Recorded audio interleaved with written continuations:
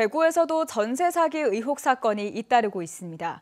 대구는 전세 보증 사고 피해액이 비수도권에서 두 번째로 많은데도 뚜렷한 대책이 나오지 않고 있는데요. 정부는 물론 지자체에서도 피해자 보호를 위한 대책을 잇따라 마련하고 있는 것과 사뭇 대조적입니다. 보도에 신병철 기자입니다. 네, 반갑습니다. 대구 북구 집단 전세 사기 의혹 사건의 피해자들이 대구시청 앞에 모였습니다.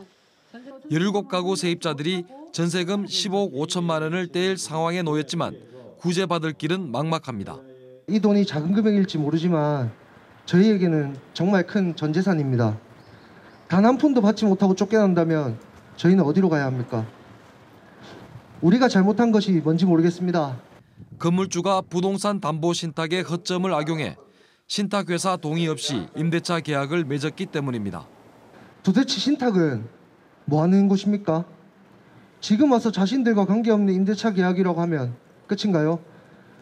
애초에 신탁회사에서 신탁 원부를 제대로 법원에 등록했다면 대구에서 이런 전세 세입자 피해가 잇따르고 있습니다. 최근 동구에서는 40대 임대인이 다세대 주택 세입자 17명에게서 받은 전세 보증금 16억 원을 가로챈 혐의로 구속 기소됐습니다. 지난 4월에는 대구판 빌라왕이 다세대 주택 6채, 77가구의 전세 보증금 54억 원을 가로챈 혐의로 구속 기소됐습니다. 모두 무자본 갭 투자 방식으로 집을 산 뒤 전세 사기 행각을 벌인 것입니다. 정의당 대구시당이 지난 1일부터 전세 사기 깡통전세 피해 상담 창구를 열어 사례를 접수한 결과 북구 구구동과 달성군 가창면 등에서 20여 건의 피해 사례가 접수됐습니다. 형사사건까지 가지 않은 전세 보증 사고도 늘고 있습니다. 한국부동산원 부동산테크 임대차 사연인에 따르면 대구의 전세 보증 사고는 올 1분기 34건에 피해액은 94억 8,200만 원에 이릅니다. 비수도권 가운데 부산에 이어 두 번째로 많지만 대구시는 별다른 대책을 내놓지 않고 있습니다. 부산시는 지난달 전세 피해 지원센터를 열고 법률 상담과 행정 서비스를 지원하고 있습니다. 울산은 더 적극적입니다. 피해자 지원 TF를 구성하고 임시거처 27채를 마련해 피해자들에게 제공할 계획입니다. 보증금 없이 시세의 30% 임대료에 2년까지 살 수 있도록 한 겁니다.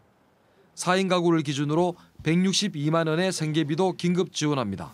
대구시는 지금 현재 피해자들을 위한 조사나 그리고 피해자들을 위한 구제 대책이나 이런 것들에 대해서 전혀 하고 있는 모습이 시민들에게 드러나고 있지 않습니다.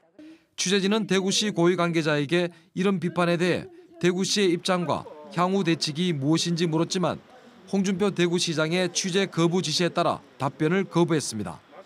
예상할 수 없고 감당하기 힘든 어려움을 당한 시민들을 돕는 것이 지방자치단체의 책무입니다. 하지만 대구시는 적극적인 대책 마련 없이 피해자들의 고통을 외면하고 있습니다. MBC 뉴스 신병철입니다.